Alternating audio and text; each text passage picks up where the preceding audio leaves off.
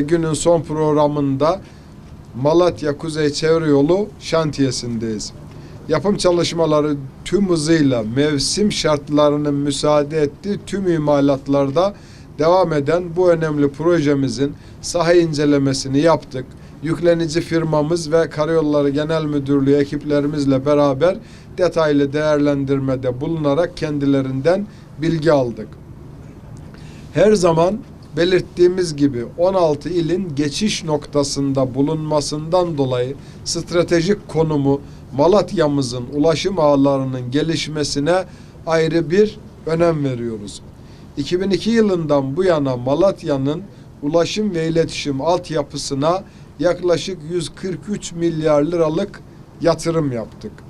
36 kilometre olan bölünmüş yol uzunluğumuzu 475 kilometreye, bütünlü sıcak karışım uzunluğumuzu ise 363 kilometreye çıkardık.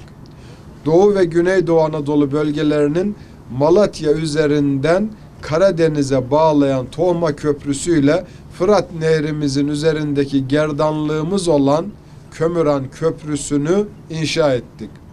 Malatya Gölbaşı yolundaki sarp uçurumlarıyla ve buzlanmasıyla sürücülerin korkulu rüyası olan Erkenek Tüneli'ni yine bitirdik, hizmete açtık.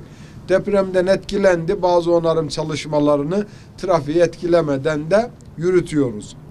Gürün Gökpınar turistik yolu, Doğanşehir giriş ve çıkışı, Battalgazi il yolu, Yazıhan Arapgir yolu, Kurucuova geçişi, Arapgir Divriği yolu, Arguvan çevre yolu, Yazıhan Kurşunlu yolu, Güzelyurt il yolu gibi önemli karayolu projelerini de bitirerek Malatyalı hemşerilerimizin hizmetine sunduk.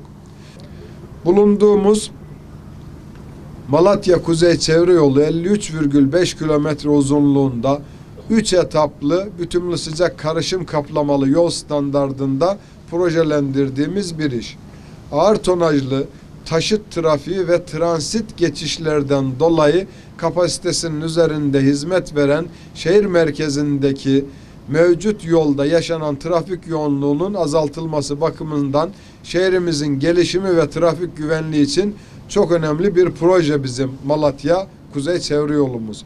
Yolumuzun 26,1 kilometrelik birinci etabını 2022 yılında hizmete açmıştık.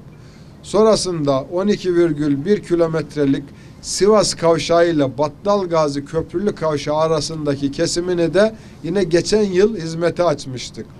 Bu kesimde toplam 710 metre olan 8 adet köprü ve 496 metrelik 8 adet üst geçit köprüsünü de inşa etmiştik. Yani buradaki tarım arazilerini, yerleşimlerini bölmeme adına her türlü yapıyı da yapmış olduk.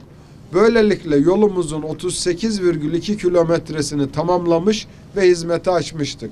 Şimdi ise Battalgazi Kavşağı ile proje sonu olan Elazığ-Malatya ayrımı Pütürge Kavşağı arasındaki 15,3 kilometrelik 3. etabında çalışmalarımızı aralıksız devam ettiriyoruz.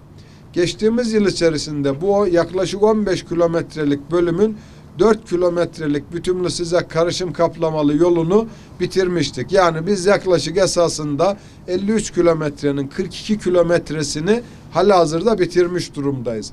Proje kapsamındaki 15 adeti köprülü kavşak, 8 adeti üst geçit köprüsü olan 3259 metre uzunluğunda 35 köprüden de 2450 metre uzunluğundaki 26'sını tamamlamış olduk.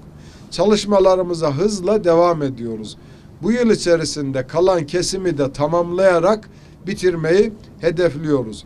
Bu yıl inşallah yaz sezonu bitmeden Malatya Kuzey Çevre Yolumuzu trafiğe almayı hedefliyoruz. Bu etabı da bitirip çevre yolumuzun tamamını hizmete aldığımızda trafik pik saatlerde geçiş süresi 60 dakika, yani 1 saat, bazen de 1 saatin üzerinde süren mevcut şehir geçişini sadece 25 dakikaya indirmiş olacağız. Böylece bu yolumuz ile zamandan 623 milyon, akaryakıttan da 409 milyon lira olmak üzere toplam 1 milyar 32 milyon liralık bir tasarruf elde etmiş olacağız. Yine çevreye zarar veren araçların karbon emisyonuna da 19 bin ton azaltarak doğanın korunmasına katkı sağlamış olacağız. Ayrıca şehrin kuzeyinde bulunan organize sanayi bölgeleri ve yerleşim merkezlerine ulaşımı da böylece kolaylaştırmış olacağız.